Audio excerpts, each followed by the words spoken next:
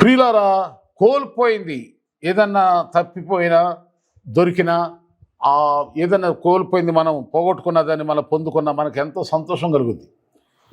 అలాగే మన భక్తి జీవితం అలాంటి సంతోషాన్ని పొంది ఉండాలని, కలిగి ఉండాలని యేసుక్రీస్తు ప్రభువారు చెప్తూ కొన్ని మాటలు లూకా సువార్త 15వ అధ్యాయంలో 3 సందర్భాలని మనం అక్కడ చూస్తాం.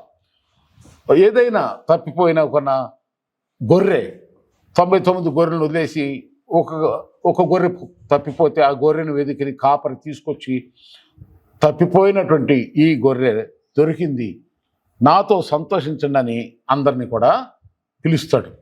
సంతోషం, తప్పిపోయిన గొర్రె దొరికింది అనే సంతోషం.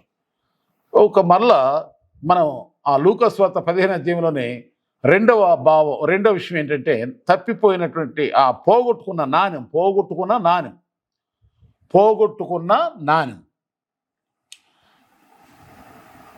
ఆ ఇంట్లోనే ఎక్కడ పోయింది. దీపం వెలిగించి వెతికితే దొరికినప్పుడు ఆమె ఎంతో సంతోషం. పోగొట్టుకున్న ఆ నాణ్యం దొరికింది, రండి సంతోషించండి. ఇక మూడవదిగా చూస్తే తప్పిపోయిన కుమారుడు ఇంటి నుండి తప్పిపోయాడు.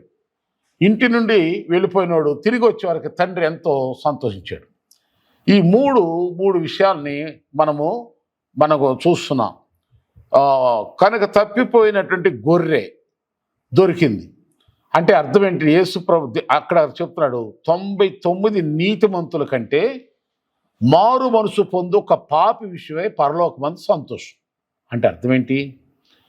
లోకములో మేమే నీతిమంతులో, మేమే భక్తిపరులో, మాకు దేవుళ్ళు ఉన్నారు, కోట్ల దేవుళ్ళు దేవతలు ఉన్నారు, మాకు యేసుప్రభు ఎవరు ఆయన దేవుడు కాదు అను గర్విష్ఠులైనటువంటి ఆ స్వనీతి పరుల కంటే మారు మనసు పొందేటువంటి, అంటే ఆయన్ని తెలుసుకొని యేసు దేవుడని, మన పాప క్షమాపణ కొరకు ఆయన లోకానికి వచ్చి సిలువేయబడి, మన దోషముల కొరకు సిలువేయబడి ఆయన దేవుడని ఎవరైనా ఒక్కళ్ళు తెలుసుకున్నా అది సంతోషం అంటాడు.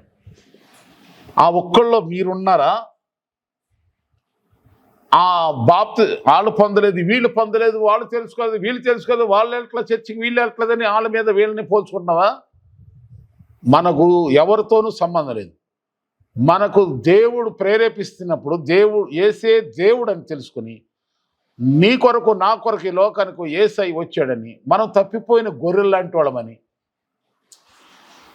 మన దారి తెలియక, దేవుడు ఎవరో తెలియక, ధర్మమేంటో తెలియక, వాక్యం తెలియక, ప్రార్థన తెలియక, పరలోకానికి మార్గం ఏదో తెలియక తప్పిపోయినటువంటి గొర్రె లాంటి మన బ్రతుకులకి దారి చూపించి మార్గం, సత్యం, జీవం నేనే అని చెప్పి వెతుకుతి నశించిపోతున్న మనం రక్షించడానికి వచ్చిన యేసయ్యను నమ్ముకుని పశ్చాత్తాపడి ఎవరైతే పాప విముక్తి పొందుతో అలే వాళ్ళని బట్టి పరలోకం సంతోషం. అదే సంతోషం. క్రిస్మస్ సంతోషం అంటే అది కోల్పోయినది పొందిన క్రిస్మస్, కోల్పోయినది, తప్పిపోయినది. చూడండి, అది యేసుక్రీస్తు ప్రభు వారు 12 ఏళ్ల వయసులో పండుగకు వెళ్ళారు మరియా యోసేపులు తల్లిదండ్రులు. కానీ యేసు ప్రభు వారు వాళ్ళతోనే ఉన్నారని వాళ్ళకి తెలియకుండా వాళ్ళు వెళ్ళిపోతూనే ఉన్నారు. కానీ యేసు ప్రభు వాళ్ళతో లేరు. ఆయన ఎక్కడున్నాడంటే బోధకుల మధ్యలో ఉన్నాడు దేవాలయంలో. కానీ వీరు యేసు వాళ్ళతోనే ఉన్నాడని అనుకున్నాగా తిరిగి మళ్ళా వాళ్ళు వెనక్కి వచ్చి ఆయన వెతికినప్పుడు ఆయన కనబడనందున ఆయనను వెతుకుచు యెరూషలేమును తిరిగి వచ్చిరి. మళ్ళా యేసు ప్రభువును చూసి వాళ్ళు ఎంతో ఆనందించారు. అవును, ఈ క్రిస్మస్లో యేసయ్య నీతో ఉన్నాడా? యేసయ్య చెప్పినట్టు మనం చేస్తున్నామా? అసలు క్రిస్మస్ సంతోషం అంటే ఏమిటాయంటే, వీలైతే క్రిస్మస్ రోజున బాప్తిసాలు పొందాలి. యేసు క్రీస్తు ప్రభు దేవుడిని నమ్మి బాప్తిసం పొందాలి. తడవ చేయటి ఎందుకు? నువ్వు లేచి నీ పాపలు ఒప్పుకొని పాపములు కడిగేసుకో, బాప్తిసం పొంది బైబిల్ చెప్పినట్టు క్రీస్తుని ధరించు. గలతీ 3:27 ప్రకారంగా, గలతీ పత్రికలో ఉన్న ప్రకారంగా యేసు క్రీస్తుని దేవుడికి అంగీకరించు. అదే తప్పిపోయిన గొర్రె దొరికినంత ఆ సంతోషం. రెండవది కంటే నాణ్యం పోయింది అంటే విలువైనటువంటి మన ఆత్మీయ వరాలు, భక్తి వరాలు, ప్రార్థన వరం, బైబిల్ బాగా చదివేవారు, ఆత్మలు ఆనందించేవారు, మందిరానికి వెళ్ళేవారు, దేవుని పరిచయంలో సహకరించేవారు, సేవలో పాల్పొంది ఇదంతా విలువైనటువంటి కొన్ని వరాలు ఫలాలు కోల్పోయేవా, వాటిని తిరిగి మళ్ళా వాక్యం అనే దీపాన్ని వెలిగించి మళ్ళా పట్టుకో. ఆ వాక్యం అనే వెలుగు ద్వారా మళ్ళా నువ్వు కోల్పోయినవన్నీ తిరిగి దేవుడు నీకు చూపిస్తాడు, అనుగ్రహిస్తాడు. అది సంతోషం. కోల్పోయిన వరాలు, ఆత్మ జీవితం, పరిశుద్ధ జీవితం, నాణ్యం లాంటి విలువైన జీవితాన్ని, భక్తి జీవితాన్ని తిరిగి పొందుకో. ఇక మూడవదిగా మరి ఇంటి నుండి వెళ్ళిపోయాడు తప్పిపోయిన కొడుకు. అలాగే సంఘ సావాసం నుండి వేరుగా వెళ్ళిపోయావా, దూరంగా వెళ్ళిపోయావా? సంఘంలో ఎప్పుడు కూడా ప్రార్థన అంటే బయట అయితే లోకంలో అనేకమంటే వెళ్దాం అని చెప్పి ఇష్టం వచ్చినట్టుగా అనుభవిద్దాం, లోకంలోకి వెళ్ళి ఏదో పొందుకుందామని వెళ్ళిపోయినట్టు వెళ్ళావా? ఆ తప్పిపోయిన కుమారుడు ఇల్లు ఏమైపోయాడు? పందులు తినే పొట్టుతో కడుపు నింపుకోవాలని ఆశపడ్డాడు, కానీ అది కూడా తినవలేదు అక్కడ ఉన్నవాళ్ళు. తిరిగి నా తండ్రి ఇంటి వద్ద ఇప్పుడు మాకు గుర్తొచ్చింది ఇల్లు.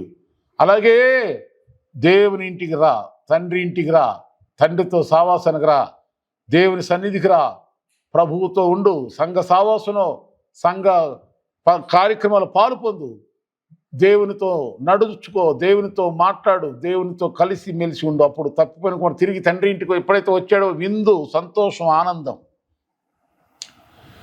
కనుక ఇది సంతోషం. ఈ సంతోషం మరి నీకున్నదా?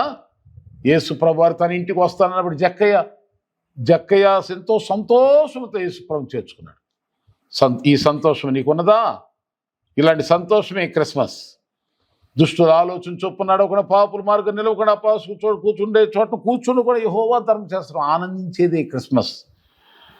దివారాత్రులు ధ్యానిస్తూ ఉంటాను. 40వ కీర్తన 8వ వచనం ప్రకారంగా, దేవా నీ చిత్తము నెరవేర్చుట నాకు సంతోషం, నీ ధర్మశాస్త్రము నా అంతర్యములో ఉన్నది. ఏంటి నీ సంతోషం? దేవుని చిత్తం నెరవేర్చే సంతోషం. ధర్మశాస్త్రం ఇవన్నీ కూడా ఆయన వాక్యాలను గైకొను. బైబిల్ చెప్పే సంతోషం ఏదో గమనించు. లోకంలో తప్పిపోయిన గొర్రెవలే ఉన్నావా అంటే దేవుని దగ్గర రాకుండా, దేవుని సన్నిధి అంటే తెలియకుండా, ప్రభు ఎవరో తెలియకుండా జీవిస్తున్నావు. నశించిన దాన్ని వెతికి రక్షించ యేసయ్య ఎలా వచ్చాడో, మరి ఆ తప్పిపోయిన గొర్రె కోసం ఎలా కాపరి వెళ్ళి పట్టుకుని వచ్చాడు, అలాగే యేసయ్య కూడా మనల్ని వెతుక్కుంటూ ఈ లోకానికి వచ్చాడు. మనకు సువార్త ఆయన ప్రకటింపజేస్తున్నాడు. మనకు మరొక సమయంలో ఆయన జన్మ వార్తను ప్రకటిస్తున్నాడు. క్రిస్మస్ అంటే ఏంటో తెలుసుకోమంటున్నాడు. ఆయన వచ్చిన రాక ఈ లోకానికి యేసయ్య ఎందుకు వచ్చాడు మరొకసారి వినే అవకాశం దేవుడిచ్చాడు. వినండి, తెలుసుకోండి.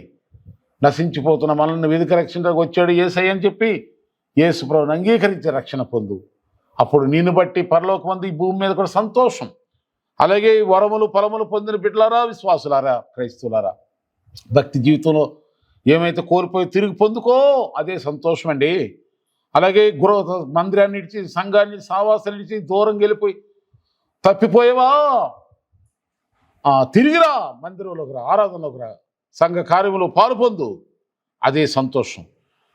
దేవుని చిత్తం నెరవేర్చు, దేవునికి నిజమైన సంతోషంగా కలిగే విధంగా ప్రవర్తించు. అదే అసలైన సంతోషం క్రిస్మస్. ఇలాంటి సంతోషకరమైన క్రిస్మస్ ఆనందాన్ని మీరు మీ కుటుంబం అందరూ జరిపించుకొని ధన్యులు కండి. దేవుడు మీ అందరిని ఆశీర్వదించును గాక. Praise the lord.